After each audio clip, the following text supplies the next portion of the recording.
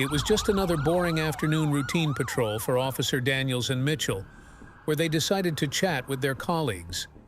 Their conversation was interrupted when an elderly woman fell in front of them. However, instead of helping, Officers Daniels and Mitchell couldn't stop themselves from laughing. But their laughter was short-lived. After laughing, they soon found out who this mysterious woman was and how much trouble they would be in. Who exactly was the elderly woman? Should they apologize for their behavior? And most importantly, would they truly lose their job if they didn't? But before we start, smash the like button and make sure to subscribe if you haven't, and hit that notification bell so that you won't miss any new stories. When Officers Daniels and Mitchell first joined the police force, they were eager young recruits ready to uphold the law and serve their city. However, that changed as their valor and honor dulled into the men they were now. Men who would laugh at a woman falling instead of helping her. The boring routine patrols and petty crimes seemed redundant to them. They felt slighted, their potential not used for work that they deemed worthy of their caliber. Clara always ensured that her outfits looked pristine and her hair was always neatly styled. With a sharp intake of breath, she stumbled as she fell, the bag on her shoulder also tumbling to the ground, releasing most of its content for everyone to see. Leaning against the building, Officers Daniels and Mitchell were only a stone's throw away from where Clara fell. The thing they did next would change the course of their career forever. Instead of rushing to her aid after hearing her slightly panicked yelp, the two men did something unthinkable. An inappropriate chuckle escaped from Officer Daniels' lips, but this was not the worst, as Officer Mitchell released a roar of laughter. Poor Clara, who had hurt herself slightly from her skin scraping against stone, tried to push herself off the floor. Daniel remarked, a smirk playing on his face. Mitchell, playing along, responded to this, grinning, a literal trip down memory lane.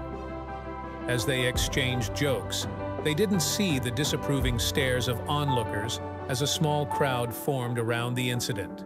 A young woman rushed forward toward Clara, gently turning her over and checking to see if she had any injuries.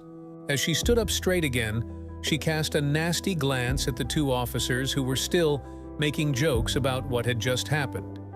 Seeing how they were too engrossed to notice if anything was wrong with Clara, the woman shot them a sneer. "How could you?" The young woman's voice trembled with fury as she addressed the two policemen, who turned to her, stopping joking around. The two officers felt untouchable in their uniform, but when they found out who Clara truly was, they would find that that wasn't really the case. She continued, "Is this the kind of protection and service we're supposed to expect from you?" She spat. Officer Mitchell was the first to open his mouth and asked, "Who is she?" to Officer Daniels, keeping his voice low to avoid drawing attention to it. Officer Daniels merely shrugged, his usual confident demeanor wavering. "I don't know, but I have the feeling that we need to find out." In the meantime, Clara was gently escorted to a nearby bench.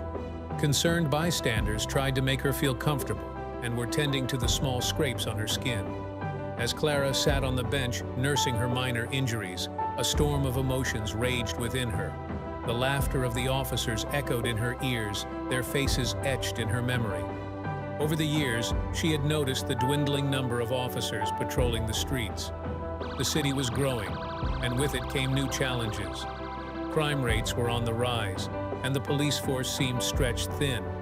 She understood the pressures they were under, the long hours and the thankless tasks. By the next morning, the incident had become the talk of the town.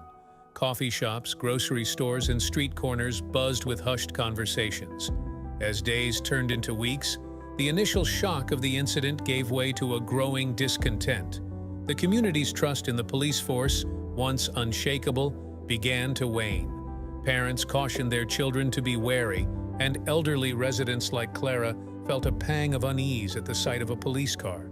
The city had a rich history of revering its officers. They were seen as heroes, protectors of the peace, and upholders of justice.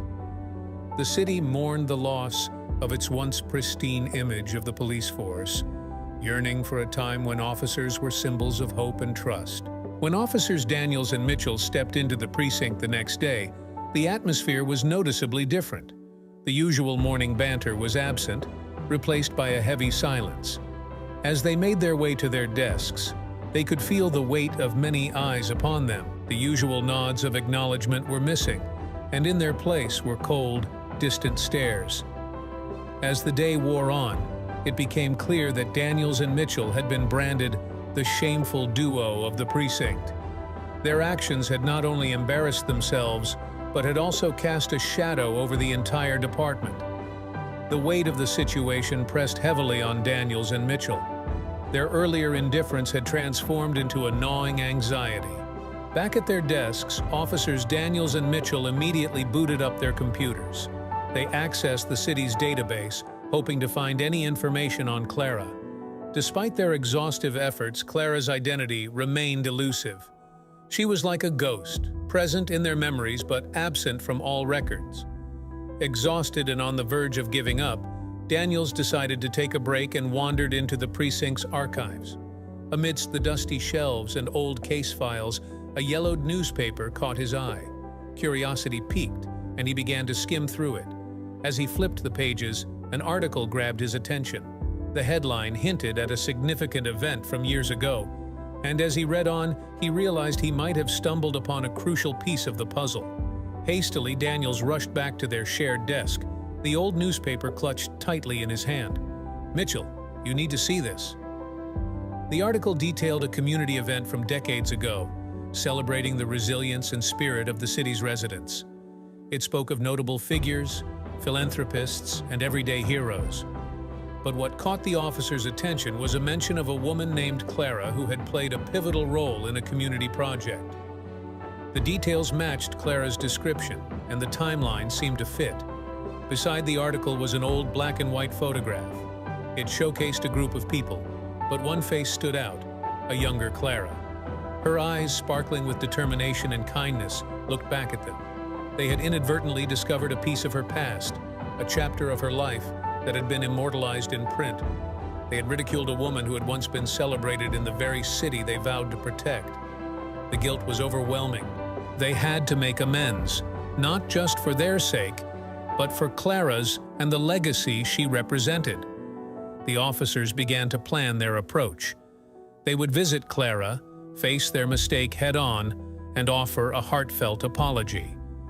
With a deep breath, Officers Daniels and Mitchell stood outside Clara's residence. They knocked gently, waiting for the door to open. As Clara greeted them, her eyes held a mix of surprise and weariness.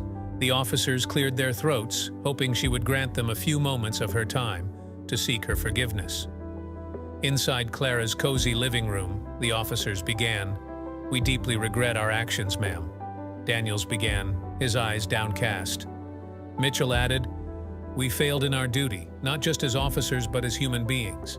Their apology was heartfelt, their remorse evident. Clara listened intently, her face inscrutable. After a long pause, she finally spoke. "We all make mistakes," she began, her voice gentle. "What matters is that we learn from them." Her words were filled with grace and understanding, showcasing her magnanimity. She acknowledged their sincere remorse, and in her wisdom, offered them a chance at redemption. Wanting to make amends in any way they could, the officers offered to drive Clara to her special place. As they arrived, the officers realized they were at a beautifully maintained memorial park. In front of them stood a statue, a tribute to community heroes of the past. Clara's eyes shimmered with tears as she shared stories of the individuals immortalized in stone, reminding the officers of the values they had vowed to uphold. As Clara continued, she dropped a revelation that left the officers stunned. "My younger son," she said with a hint of pride, "took up his brother's mantle and is now the chief of police." The weight of this information settled heavily on Daniels and Mitchell. They had laughed at the mother of their leader, a woman who had given so much to the city and its police force. Seeing their shock, Clara gently continued, "I didn't tell my son about the incident. I believe that you both would realize your mistake and come to apologize." Her faith in their inherent goodness and the possibility of redemption was evident. "Everyone can lose their way," she said softly. but it's never too late to find the right path again. With heads bowed, they made a silent vow to Clara, her heroic son, and themselves. They would strive to be better, to uphold the honor of their roles, and to serve their community with genuine compassion and respect. As days turned into weeks, the community began to notice the change in Officers Daniels and Mitchell. Their genuine efforts to make amends and their dedication to their roles slowly began to rebuild the trust that had been broken. The story of Officers Daniels and Mitchell became a beacon of hope for the city. The tale was a reminder that it's never too late to right one's wrongs and find one's way back to honor.